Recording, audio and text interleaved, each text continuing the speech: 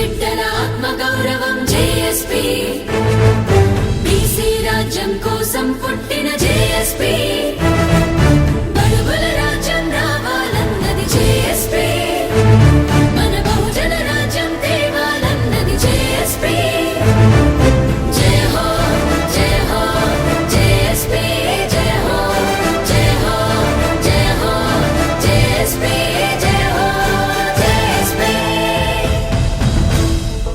బాలికపై అత్యాచారం చేసి హత్యాయత్నానికి పాల్పడిన మహమ్మద్ గౌస్ను బహిరంగంగా ఉరితీయాలని BC JAC chairman Jajula Srinivas Goud demand చేశారు.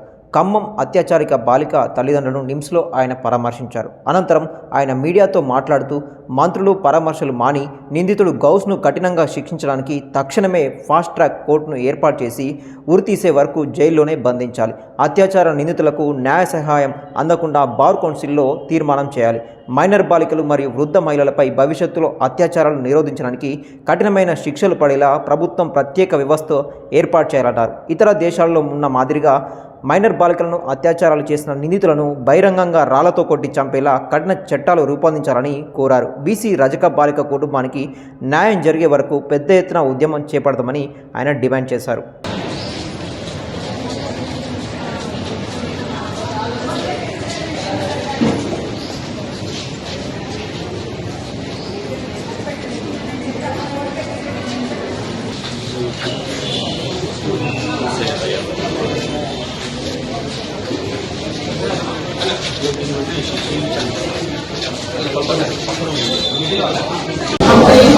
ఖమ్మం జిల్లాకు సంబంధించినటువంటి 7వ తరగతి చదివేటువంటి ఒక మైనర్ బాలికను మహమ్మద్ గౌస్ పాషా అనే ఒక దుర్మార్గుడు అత్యాచారం చేసి ఆమెను హత్య చేయాలని ప్రయత్నం చేశాడు. ఈరోజు వారం రోజులుగా చావు బతుకుల మధ్యన ఒక ఆడబిడ్డ ఒక మైనర్ బాలిక ఇక్కడ ట్రీట్మెంట్ తీసుకుంటుంది. ఈ సందర్భంగా వాళ్ళ తల్లిదండ్రులను కలిసి ఆ పాపను పరామర్శించి రావడం జరిగింది. ఆ తల్లిదండ్రులు పడ్డటువంటి బాధ మామూలు కాదు, వాళ్ళ వేదన వర్ణాత్మకం.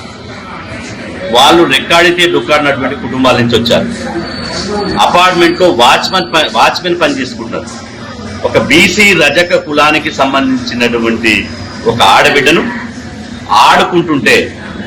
ఆట ఆడుకుంటుంటే ఆ అమ్మాయిని 47 ఏళ్ల వయసు గల మహమ్మద్ గౌస్ పాషా అంటోడు ఇలా అత్యాచారానికి ఒడిగట్టి దుర్మార్గమైనటువంటి చట్ట వ్యతిరేకమైన కార్యకలాపాలకు పాల్పడ్డాడు.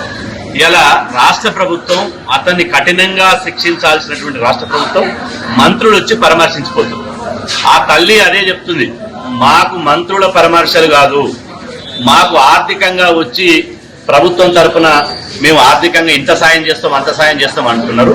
మేము సహాయం కోరుకోవడం లేదు, మాకు న్యాయం కావాలని చెప్పి ఆ కుటుంబం డిమాండ్ చేస్తుంది. ఇవాళ మేము కూడా డిమాండ్ చేస్తున్నాం.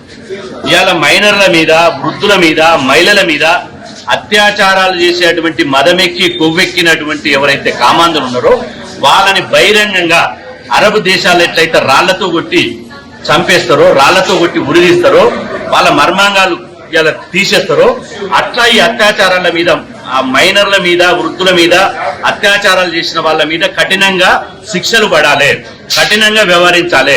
కఠినంగా వ్యవహరిస్తే మళ్ళీ భవిష్యత్తులో మహిళల జోలికి, మహిళల అత్యాచారాల మీద జరగాలంటే వెన్నులో వణుకు పుడుతుంది. ఆ విధమైన శిక్షలు ఉండాలి తప్ప నామకే వాస్తే అతను తీసుకుపోయి జైళ్ళల్లో పెట్టి ఇవాళ బిర్యానీలు పెట్టి మేపితే ఇది మళ్ళీ ఇదే పునరావృతం అవుతుంది. కాబట్టి మేము డిమాండ్ చేస్తున్నాం, బీసీ సంక్షేమ సంఘంగా ఆ కుటుంబాన్ని తీసుకుని పోయి ఆ మైనర్ బాలికను అత్యాచారం చేసి అత్యాయత్నానికి ఒడిగట్టినటువంటి దుర్మార్గుని శిక్షించాలని గవర్నర్ గారిని కలుస్తాం, ముఖ్యమంత్రి రేవంత్ రెడ్డి గారిని కలుస్తాం. అదేవిధంగా ఒక ఉద్యమ రూపంలో తీసుకుంటాం, రాష్ట్రం అంతా తిరుగుతాం, హైదరాబాద్ లో ధర్నా పెడతాం. ఇవాళ ఆ తల్లి కూడా చెప్పుకుంటుంది, నా బిడ్డ బతికినా రేపు భవిష్యత్తులో జీవత్సం లాగానే ఉంటుంది తప్ప డాక్టర్ చెప్పారు. ఇవాళ మళ్ళీ బడిపోయే పరిస్థితి లేదు, చదువుకునే పరిస్థితి లేదు, ఉద్యోగం చేసే పరిస్థితి లేదు. నా బిడ్డ ఇంత అయింది కదా, భవిష్యత్తులో ఏ ఆడబిడ్డకు కూడా ఇట్లాంటి దుర్మార్గమైనటువంటి ఘటన జరగొద్దంటే ప్రభుత్వం నడి బజార్లో ఇతని ఎవరైతే మహమ్మద్ గౌస్ పాషా ఉందో అతన్ని బహిరంగంగా ఉరిదీయాలి, లేకపోతే ప్రజలకు అప్పచెప్పండి, ప్రజలే చూసుకుంటారని చెప్పి ఆమె చెప్తుంది. కాబట్టి కఠినంగా శిక్షించాలి, శిక్షించే వరకు బీసీ సంక్షేమ సంఘం పోరాటం చేస్తుందని చెప్పి ఈ సందర్భంగా తెలియజేస్తుంది.